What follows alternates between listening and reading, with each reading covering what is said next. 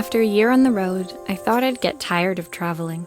The endless clatter of railways, highways, and everything in between.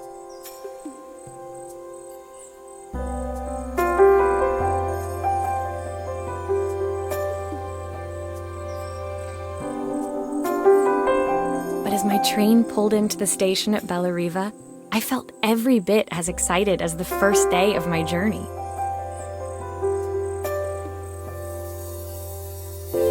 A whole year. It felt like a lifetime. The places I'd seen, the people I'd met, of course, the forgotten treasures I'd given a new lease of life along the way. I'm a restorer by trade. Bringing our most beloved possessions back to life is what I love to do. I'd been traveling for months, working my way from one town to the next, fixing everything from family heirlooms to VCRs. Bellariva was my chance to take a break. Unfortunately, that would have to wait until after I'd unpacked.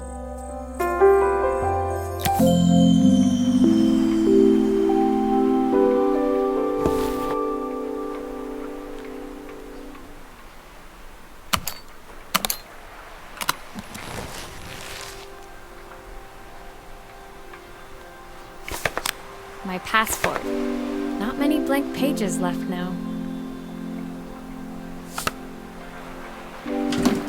The tools of my trade. No hope of restoring things without these. I picked up these sunglasses on my last stop. Hopefully I'm cool enough to pull them off. I saw a guitarist wearing these at a show once. Rock and roll repair woman, at your service.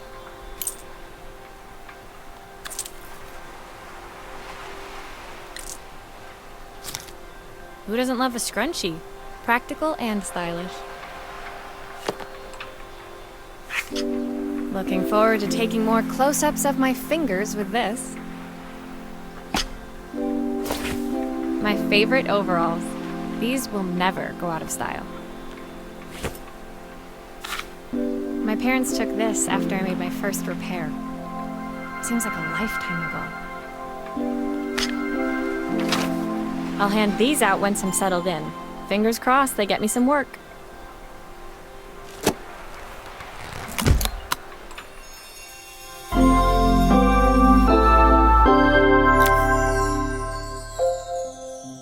Finally, I'd made it to Bellariva. I'd come for the food festival, taking place in a few days' time. After living off TV dinners and instant ramen for the last few months, I was craving a decent meal. Of course, I'd need to earn enough money to pay for it, so I figured I'd head out the next day and find some work. My parents never wanted me to go. They wanted me to stay in their shop and have a simple, stationary life. I knew there was a world out there, beyond the four walls of our antique store, that I had to be a part of. I daydreamed constantly about the weird and wonderful places each of our antiques came from. I loved figuring out their stories, revealing the memories hidden beneath the screws and wires. My story in Bellariva began with a little girl, and a voice she was longing to hear.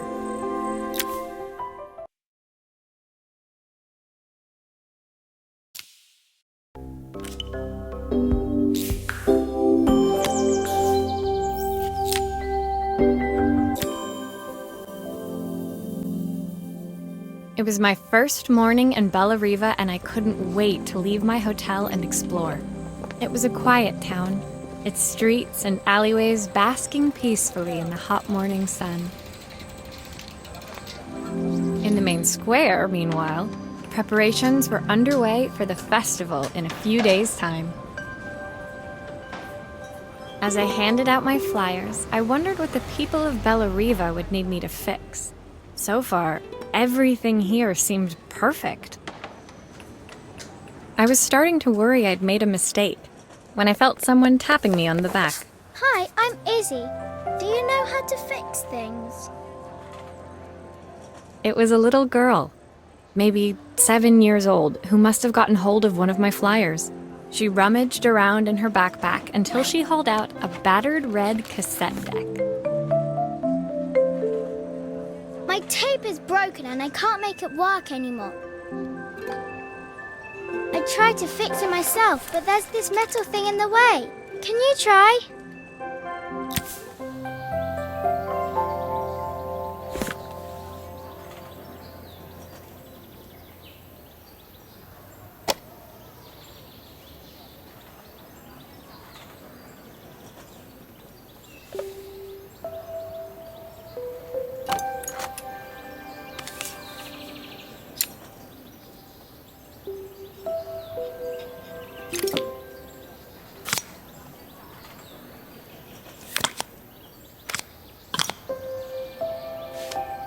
Aha! Those batteries look like they need replacing. Luckily, I have some spares.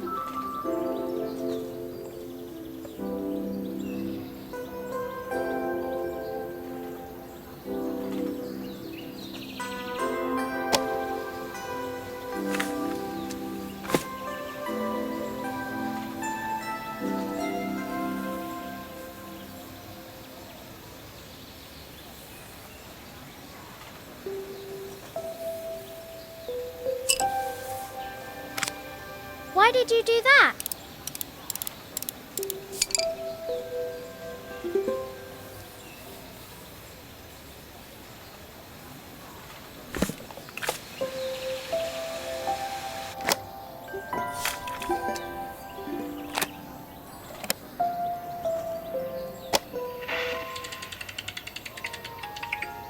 Will you dream a dream for me?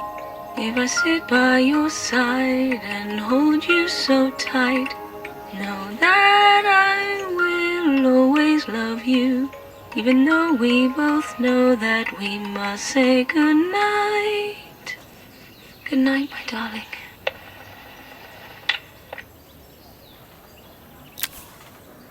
When it finished, Izzy picked up the tape deck and tucked it carefully into her backpack.